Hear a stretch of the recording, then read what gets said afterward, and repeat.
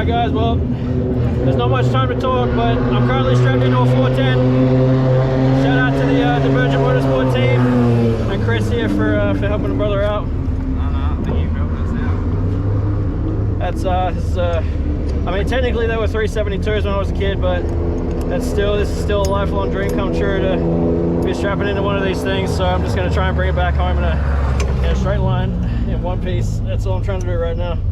Just be smooth. Just be smooth with it. Hey, can you give us a ratchet?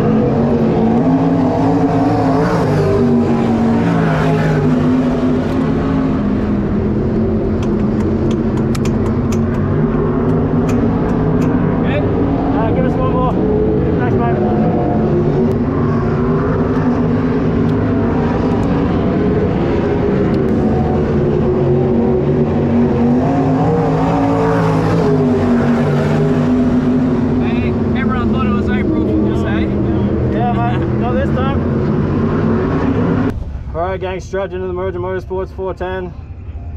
I'm kind of nervous, but like, you know, there's only so much that can go wrong. So just gotta respect it, be easy on it, treat it respectfully, and we'll have some fun with it.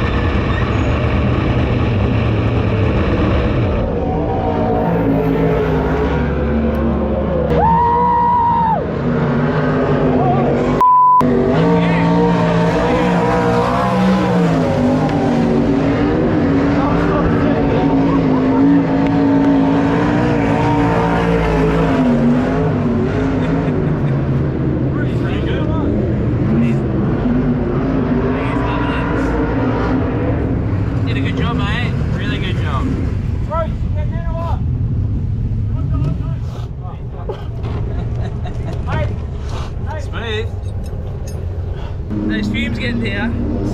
Sure. Yeah, that's what it is. Fucking hay fever. It's fumes. Hay fever right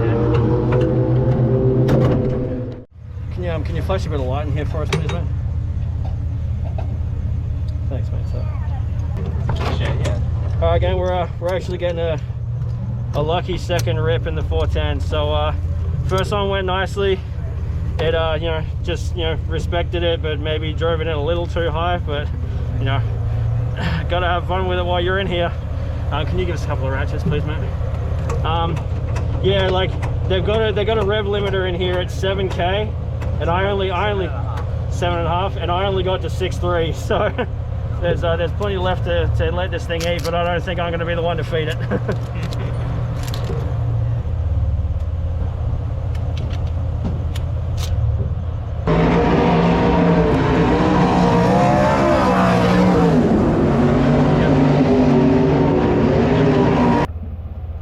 Let's get it.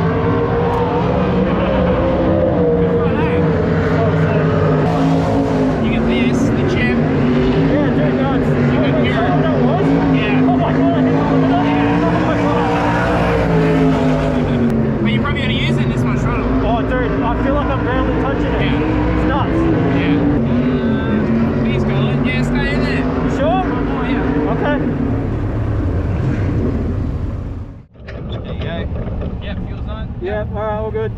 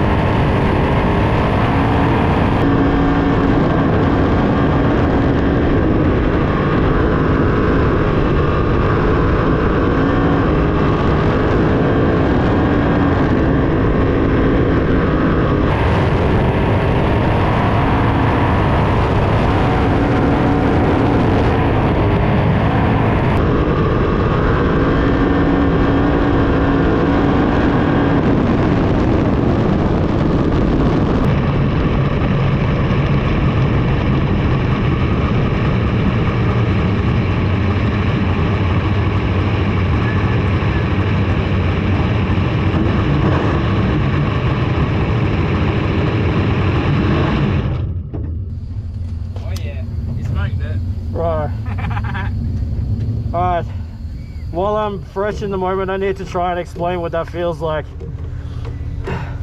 I feel like I'm barely touching the gas at all, like literally feathering it. But it's just, it throws you in the back of the seat, and then when you come off the gas, it wants to throw you through the rock screen.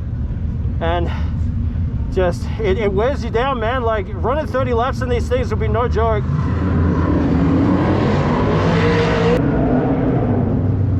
Oh my god. Yeah guys, like I don't know how to explain it. There's nothing that can emulate that. You know, it feels like I'm going quick. Okay, so tax says we got up to 6.9 that time. Nice. Yeah, just I feel like I've maybe pushed my luck a little bit, just being in the car this many times in one night, and when it's not my stuff, and a lot of this stuff is very expensive to replace. But you know, when you see an opportunity like this, you got to take it. So thank you again to Scotty Chatwin and the Merger Motorsport team for letting me rip around.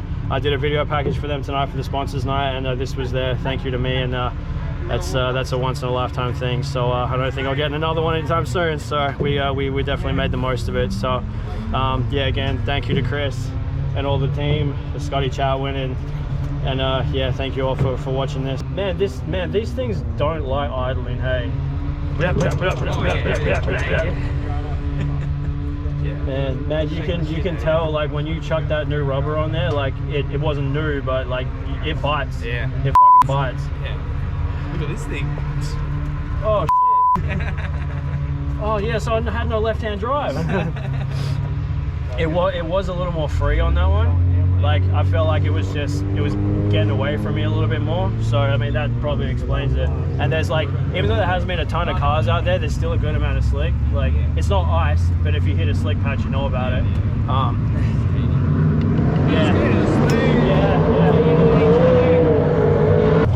And hey, lucky me, I get to wheel it back into the pits. What a night. Alright gang, so it's now Sunday, which means we're a few days removed from the actual drive night, but it's been a pretty busy week. Was in Bunbury just last night filming with the Keens for the limited state title, so finally getting around to putting the finishing touches on this video. So I also want to take a couple of days just to think about, you know, how to wrap it up and take on board some of the questions that I've been asked this week, just to see if I can't cover them before actually putting the video up. So I'll try my best to not miss anything major. But question I've been asked a lot this week was how it actually happened, how I got that drive. And I did say it a little bit earlier, but that was, I reached out to, you know, a couple of teams asking if they wanted video packages for their sponsor night, just to kind of, you know, wow their sponsors a little bit more. I originally hit up one of the smaller teams first, because I feel like they could have benefited more from it, but they had a bit going on and kind of missed the boat a little bit. So I ended up reaching out to Chris. I did not ask for a drive as a payment for my video services, but apparently he spoke to Scotty and said, hey, would you do one of these video packages for a drive? And well, that was kind of a no-brainer. So and I also didn't really know what the actual kind of situation was going to be, because I took all my equipment with me, and I thought what was probably going to happen was it was going to happen at the end of the night when everyone had sort of like had their go, which is exactly how it ended up going. And I'm really glad it did, because when all the sponsor invites started to sort of disappear from the track, that was where things started to speed up a little bit, where the inner circles from the actual team started to get their goes, which is where I stepped in. So yeah, it was just really fortuitous, but also I shot a shot and was rewarded for it. So so that was how it happened. And a lot of people have asked me what it was like. I try my best to articulate that when I was actually in the moment. There is a couple of things that I thought about sort of in the moment or after that I kind of forgot to articulate in the moment. If there ever does come a chance to drive a 410 again, I'll definitely be wearing my earplugs or my earphones. So because obviously I'm not racing, I didn't bother putting my my one-way in my bag or the resulting earphones. And man, a 410 at full scream is freaking loud. Like, it made it like uncomfortable, like unpleasant to be with the rev limiter in place, like almost wide open. They're so freaking loud when you're just a couple of feet away from them at 7,000 revs. So that was a bit of a rude shock, honestly. So if you're going to get into like a big powerful car like a 410 and you're actually going to open it up a little bit, like put something in your ears, because it was pretty uncomfortable.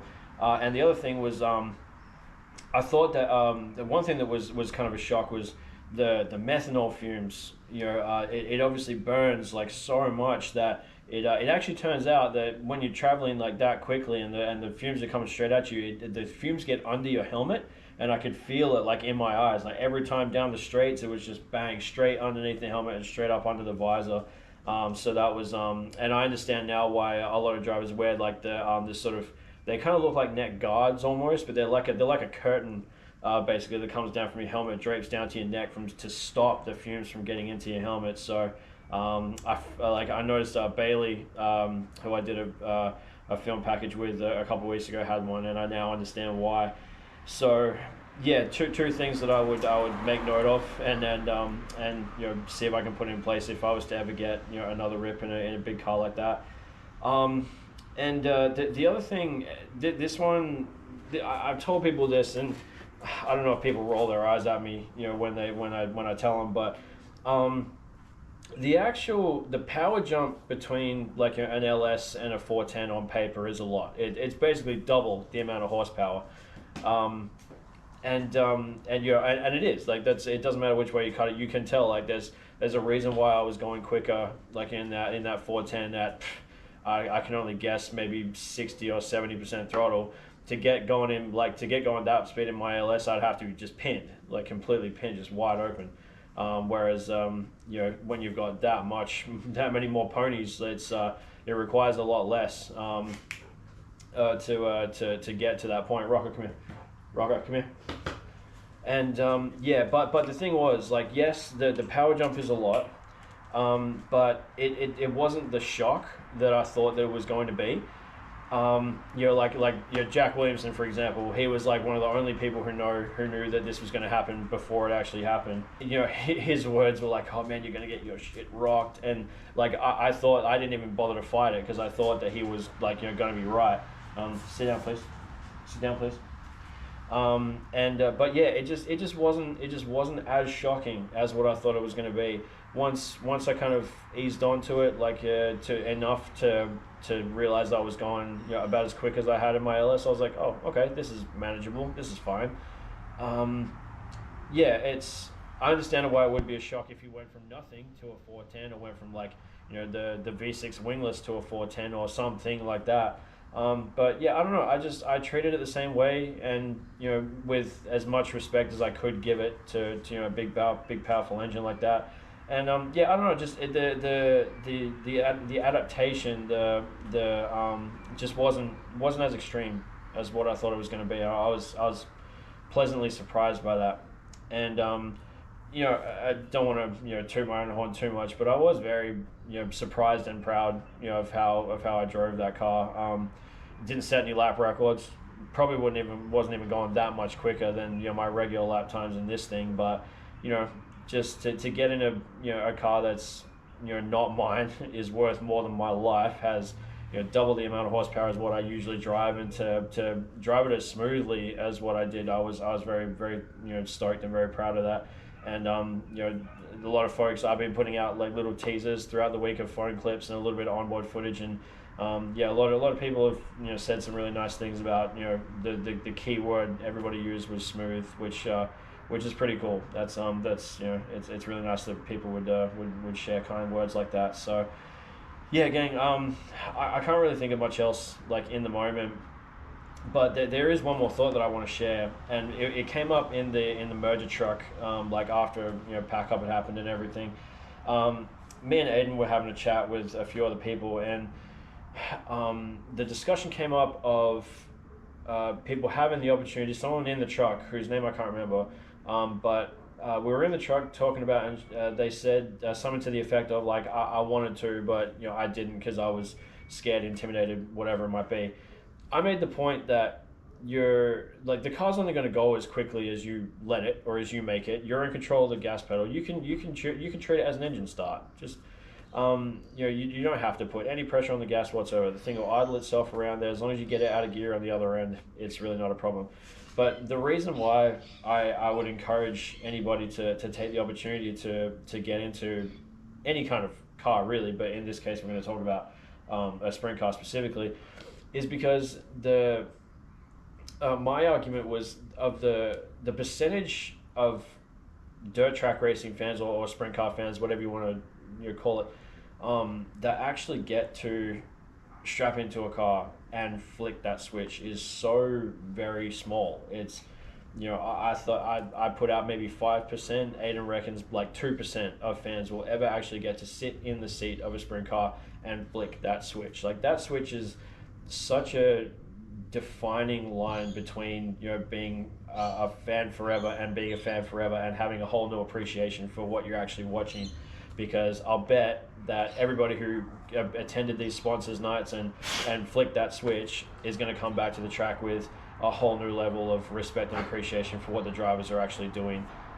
It's a humbling experience, honestly, and I wish that everybody in the world could do it, but unfortunately those opportunities just they don't fall into your lap, and they're not often afforded to just anybody. Like you have to be pretty lucky or know someone or be in some kind of fortuitous position for that to ever actually happen. So I hope that no one left that night with and gained nothing. You know what I mean? Like I hope that everybody left with a new level of respect and appreciation for what the drivers do every day, every night they go out to win and to entertain us, and it's pretty special to be able to say that you've done it. And so yeah, that's pretty much it. It's if you get the chance, just take it. Even if you just treat it as an engine start, just go and take it. Flick the switch just one time. There's only so much that can go wrong, and if things go wrong, you start to panic, just turn the switch off. That's it. That's all you need to do, and then you can say that you did it one time. So yeah, gang. All right, so I think that's going to wrap it up. I know I said it 1,000 times already, but thank you to Chris Coyle and Scott Chatwood and Aiden Shannon, the Merger Motorsport team, for having me, to trusting me with the video package, but also for letting me trusting me with their car. So that was really cool, and an experience I won't soon forget. So that's it from me in regards to the drive night.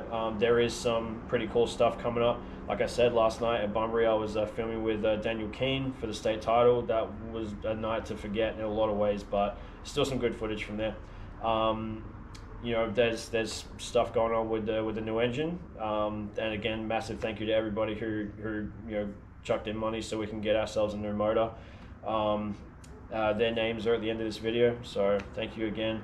Okay, welcoming aboard AdLife and Mend. Actually, I realize now that I haven't done an intro, like a welcome to Rain Lease and Motorsport video for either of my two new sponsors. So thank you to AdLife and thank you to Mend for coming on board. I plan on actually doing the proper welcome videos for them pretty soon. So yeah, again, there's a fair bit going on, and that's like, it might be off season, but it's still very exciting. A lot of cool stuff going on. So but with that said, this guy's getting a little bit restless. I dare say he might be hungry, and yeah, I'm not hungry, but I do have dinner to make. So but yeah, that's it. Thanks for checking it out. Appreciate it. Till next time.